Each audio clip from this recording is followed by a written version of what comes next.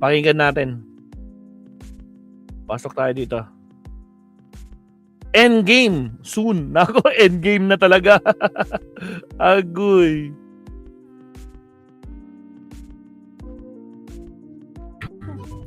Our drink. All right, welcome back again, Senator Trillanes. Medyo jet lag pa ako, but ang dami nangyari sa Pilipinas. First of all, Senator, bago natin pag-usapan itong kakakaso lang kay sa Duterte, sa Ombudsman, maging second, and then itong mga expose from within the inner circle among others, ano po yung lay of the land ngayon? Safe pa ba si BBM from coup, from destabilization? Ano bang kalagayan ng desperate destabilization supporters, DDS? Ano bang kalagayan nila? Ang assessment ko is, I believe the president has weathered the worst. Okay?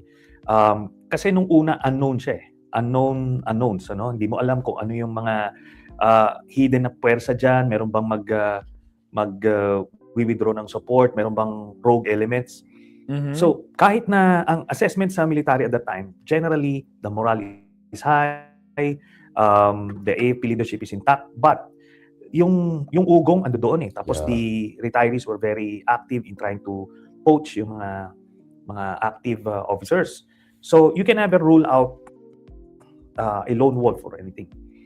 But nung lumipas, tapos yung isa pa yung INC rally, kasi talagang in the lead up to that, ini-expect ng mga DDS people na maupo na si Sara, that they will paralyze. Excited nga sila eh. So nobody doubted the capacity of the INC to mobilize people. In fairness. But it didn't turn out the way the DDS hoped it would turn out. Meaning, dalawang rally, EDSA, NETA, gano'n.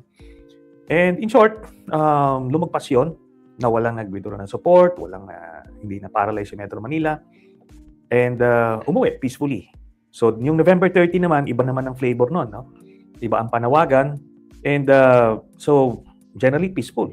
So, yun na yung ngayon. What happened there? Bakit kaya parang may disconnect yung sinasabi ng mga DDS na nakisama sa INC at ang sinasabi ng INC? Was there miscommunication among them or nag-mis-expect yung Duterte camp na INC is on the same board as them in terms of political agenda? Probably nung una, they were on the same page. But merong interventions eh. Right. Di ba? Siyempre, the admin also did some interventions that in a way neutralized yung animosity or at least yung level of involvement ng INC with the Dutertes. So medyo gumitna na after ng mga interventions.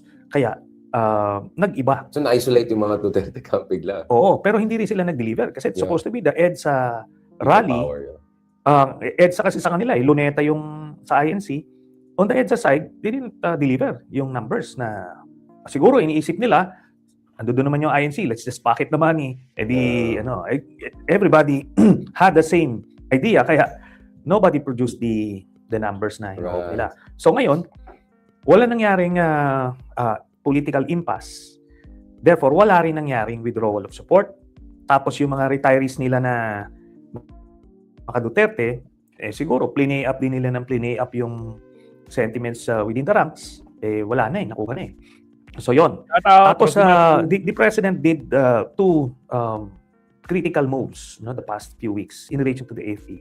Una yung dialogue niya with the senior AFP generals and the senior enlisted personnel, right. Yung mga sergeant majors. Na-appreciate nila yon. Na-address yung mga hinaing nila. And as an offshoot of that meeting, in-increase niya yung basic pay ng mga sundalo. So, that means na naramdaman ng mga sundalo na, the president, the commander-in-chief cares about them. Tapos, yung modernization, dire-diretso, dinagdagan ng pondo. So, importante sila. And while hindi naman nawala yun, yung kumbaga importante naman sila, siguro, na as far as the president is concerned, kaso, mas na-highlight yun. May reassurance. Mas naramdaman nila. And with that, bilis, nawala yung sa barracks, nawala yung grumblings, nawala yung anything against the president. So, harangan pa tayo. Fast forward natin ng konti. Maganda. Meron yung maganda na exposed to the elements ka. You don't expose the public sa maghapon. kailangan kung dadali mo sila diyan, konting konsiderasyon naman yung hindi nagaano, yung palubog na yung araw. Sabihin mo kung ginawa nila ng 4 PM yon, start, tapos nagsimula yung program ng 4 PM, tapos by 6 PM yun ang mga concert, ang puntahan ng mga tao concentrated. Ito hindi, it was spread eh. From 9. Ang daming program, congested yung schedule. Oh, yes. Tapos yung pumunta nung 9, ando doon, ano expect mo Pagod na. maghapon sila doon? That's No, what to, uwi na yan, sila. yeah. Umuwi na sila nung lunch, umuwi na sila. Tama. Then a new batch came in nung Right. hapon, nanonood ng concert, ibang generation naman yon. Pero kung gusto mo ng concentrated fire, compress mo sila into maximum yan, 2-hour program. And palubog yung araw para hindi mainit. O, palubog masyado. na. Tapos kung 2-hour program, 4 to 6, ito na yung, pwede na yung mga concert, mga Right. ganon. So, pang build up na lang yon. Okay yon. Palagay mo kung kinompress mo yung mga umattend doon sa rally na yon, ng November 30, into a 2-hour program, the whole day. Kumbaga yung unique right. attendees, abot ka rin ng siguro mga 70,000-80,000. 1,000 easily. Oo, pero di ba, since spread all over the day siya, hindi mo nakita yung Okay, concentration. I'll push you on that, no? Yeah. Real talk natin yan. Hindi kaya dahil ang daming mga grupo na ang daming gustong gawin para appease lahat, each will have their piece of the pie, kaya medyo, I won't say sabog, pero medyo all over the place. Hindi naman. Hindi naman. Yung mga nag-isip kasi, yung nagplano, hindi sila sanay magparali doon. So, maaring, dapat inisip So, nila. well-intentioned lang talaga. Well-intentioned, but naive. Di ba na akala nila, this will do the trick. sustain. Pero Tama, kasi kaya sabi ko na nga, ako. pag nag-rally ka dyan sa People Power Monument, sa sobrang init dyan, di ba? What do you expect? Ikaw ba? Gusto mo? Would you stay there? Kasi yun yung nangyari nung 21 eh. Talagang buong araw eh. Doon pa ako ng 10 a.m. Pero ano yun? Ang tawag nito, yung spontaneous. Yeah. Grabe pa yung galit nun. Oh, Parang yung fresh pa eh. million people march nun. Yeah. Pero hindi rin. May peak siya, tapos umuwi siya. Pahapon yun. Oh, correct. Ang correct. assembly nun was hapon. Right. It didn't start in the In the morning. early in the day, yeah. Oh. Pero yun nga, parang iba-iba yung organizers. But I want to also ask on that before we go to the Dutertes, Yeah. our favorite topic, obviously, yung mga idol natin. Pillars of good governance. Yung parang award ni Digong. Punta na tayo sa Dito Duterte. Dito lang kami sa side. Just, Yeah. Logistics kasi yan eh. Oo. Logistics yan. Hindi yan. Logistics. Then really a reflection ng sentiment. Wait lang. No, but Hindi naman. I know yours. Yeah. I see your point. Kasi nakita ko naman yung ibang Magdalo organized events. I've attended some of them. Yeah. I've covered them. CI, gusto niyo yung rule of law, pero hindi rin kayo happy. Like, do you think there's a little bit of a confusion there? Or it's actually a justified caution given may mga hyenas na vultures na nakapaligid doon? I believe, the message, yun na nga siguro, because of the, bad marketing, Yeah. bad advertising, hindi nasabi dun yung message. Right. Pero maliwanag dun sa mga speakers na it's a call for accountability. Di ba? Napalistic. Oh. Call for accountability, return ng mga ninakaw, tapos to make sure hindi na ito maulit-ulit. So, panawagan yun sa administration. Para, yun na nga, yun yung hinahanap ng tao eh. Hindi pa naman parang, yung doon kasi sa Luneta, yung resign ganito, resign ganon. Resign all. It doesn't achieve anything eh. It doesn't achieve anything. So, but they did it anyway, di ba? Pero ito, maliwanag, it's a call for accountability. Okay naman sana yun eh. Yun na nga, mas naramdaman yun kung Maganda yung marketing. So you think it's more like that, which could be corrected, Yeah, which is something that will be corrected. That's the good news. Yeah, it should be corrected next time. I-compress it, i-condense mo yan, tapos talagang compel mo lahat. Palagay ko, makikita talaga nila, marami yon dapat. Doon kasi sa Iglesia Rally, yung kasi organized yun eh, mobilized yun. Correct. Very well. Talagang they will stay there kasi yun yung discipline nung kanilang Magaling talaga ngayon, Sino. In fairness, they're very well organized. Right? Saka disiplinado yung mga tao Correct. In nila fairness. na hindi yung yung iba kasi pag minobilize mo pagkatapos konting dungaw-dungaw diyan babalik na kaya si Silong iba nga hindi na bumababa sa bus o sa jeep. Kumaga pagka organizer ka kasi ng mga ganyan events, makikita mo yung mga ganyan iba't ibang ano eh. Let's talk about the Dutertes. Yes. And na, In yun na. theory, you can make an argument na, ngayon, dahil sa scandal na yan, na-distract ng tao sa impeachment ni Sara, yung approval ni Sara napakataas kumpara kay BBM, si BBM hirap na, bogged down na. We'll talk about the ICA and BBM a little bit later towards the end of this discussion. But, following you, following some of our common friends like Ronald Diamas, following my own analysis, hindi rin safe ang mga Dutertes, no? I mean, Bato, as of this speaking, is MIA, right? Like, he's really, medyo, as you said on my podcast too, it's a matter of time, di ba? And here we are. Okay. Ito yung mga Dutertes. Unang-una, sila yung nag-ano, no? Di ba? While the President Marcos initiated the message, di ba? Yung kaya naman kayo. Then, sila na nag-push. They were able to get to some of the witnesses, tapos sila nagpainit. Weaponizing. Oo. Ngayon, the administration got so busy doing damage control, sila na ngayon yung fanning the flames. Parang they tried to project themselves as the polar opposites of the corrupt Establishment. contractors, ganyan. Yun. Pero hindi rin nag-wash kasi si Sarah had her own problems, di ba? She has her own problems. And in fact, finalan nga kanina ng Civil society groups. Plunder.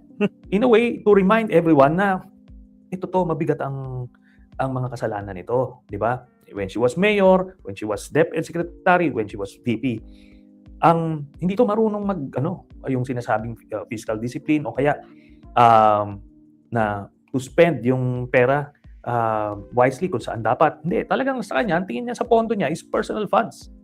How she dispensed it. Kaya ka nilustay yan sa kanya yung cash, then they do what they need to do. And ito na nga, hopefully, this plunder case kay Sarah sa Ombudsman will trigger another request sa AMLAC ng mga bank records. Yun na. Kasi this is the first time, in a long while, na mayroon tayong bagong ombudsman na hindi nila tao. Correct. So, actually, may ginagawa, hindi siya figurine. Yeah. Kasi yung isa parang figurine lang, walang ginawa. Oo. Ito kasi, ang AMLAC and Ombudsman, meron yan silang MOA na pwedeng silang kumuha ng list ng flag transactions from AMLAC for intel purposes, then eventually for reports, di ba? Will they detect it if ever ginalaw yung pera from the accounts? It will still yung long-term record. Lalabas pa rin yan kasi yan, no? nasa system na eh. I think from 2006 yan. So 20 years almost. Oo, makikita mo. So doon, sabi ko nga, ano yung makikita natin doon? Yung dividends na nakukuha nila from the drug lord, na partner ni Michael Yang, sa kanilang pamilya to magkakapatid. Hanilet, pati nga si Kitty ando doon. Aray ko po. Pati talaga multi-generation. Lahat. Binibigyan ng dividendo ng drug lord every 6 months. Ibang class talaga, no? Buong pamilya, pati si Hanilet kasama. At si Kitty. Pero nung panahon kasi, underage pa si Kitty. Ngayon, wala na. Okay na, banggitin na nyo na. Months. So that's one. Pangalawa, yung series of withdrawals nila in the lead up to the 2016 elections. Ang total noon, puro withdrawals mga 600 plus million. So kung nag-withdraw ka ng 600 plus million sa account mo, therefore, you can conclude na hindi bababa ng 600 million yung pera mo doon sa account mo. Di ba? Kasi withdraw, wala namang pumasok eh. So that's another one. Then, there are information coming in that yung billions of na nakaw nila, inilabas nila. So, lalabas din yun. Na nilabas nila? Oo. Nalalabas. So, walang takas niyan? Kasi, kagaya ng mga dividendo nila sa drug lord, managers check ito eh. Correct. In their name. So, may footprint talaga yan? May footprint. Wala talaga.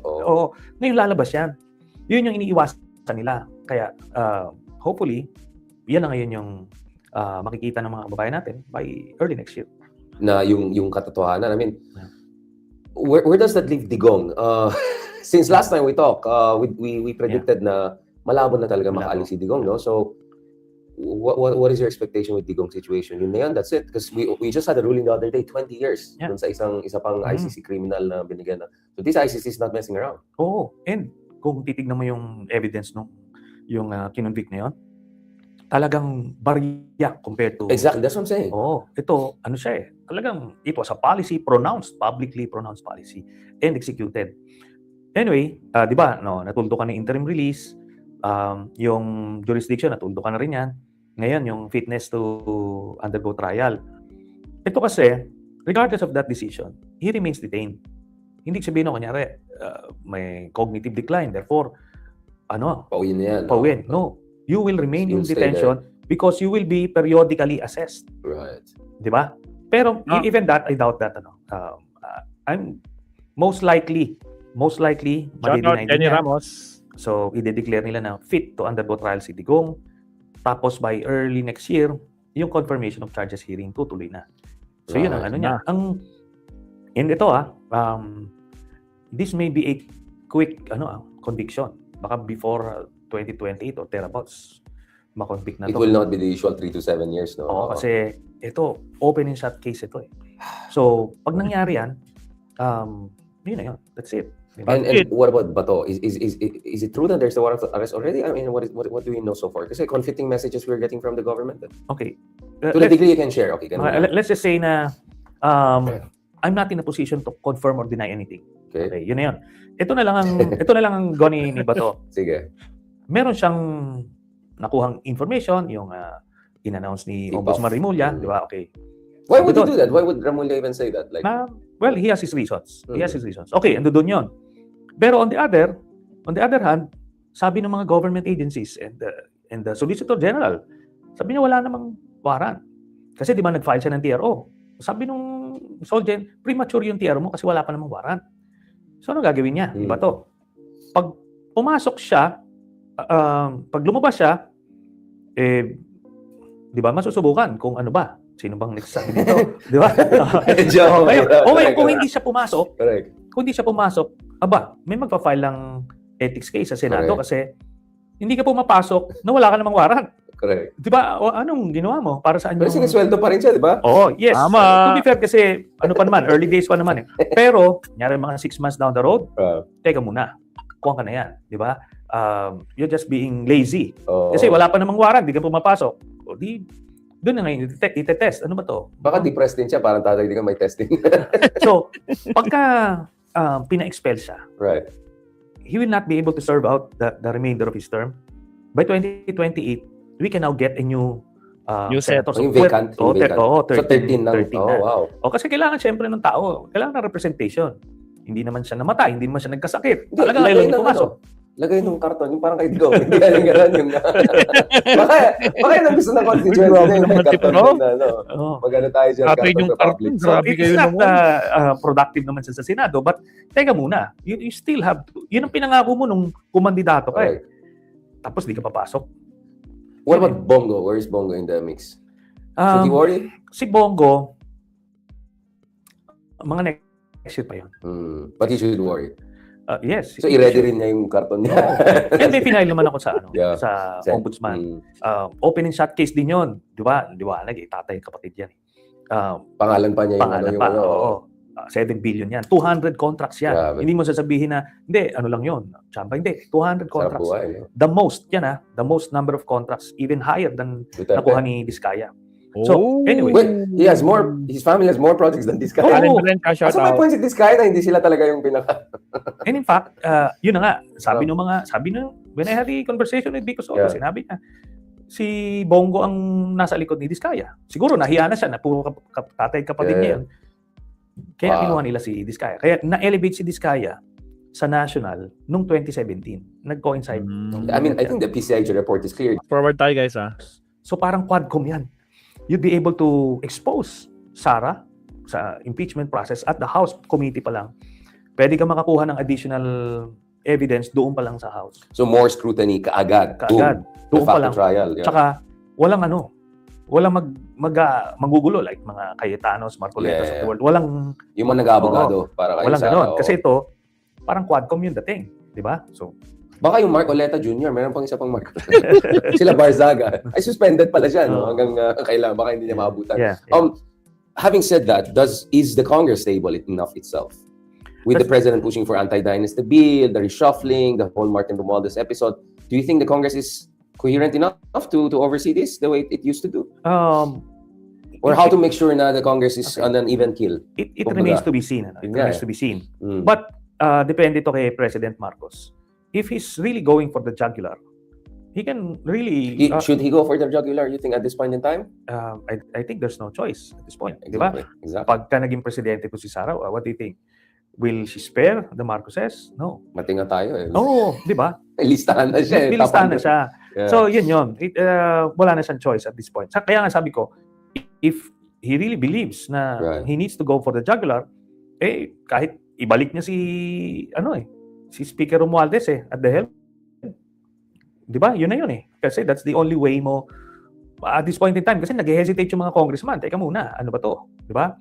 But the evidence on Romualdez was not strong if it's from Zaldico and all, right? I mean, yeah. I don't think that's going to go far, right? In terms of, I mean, I had Justice Scorpio on the show also saying mukhang mahina yung circumstantial, yung accusation kay kay Martin Romualdez at this point. Ay in time. na. Yun din naman yung sinabi ni Ombudsman Rimulya sa interview Yun niya, nga eh. na wala sa documents, walang direct na testimony.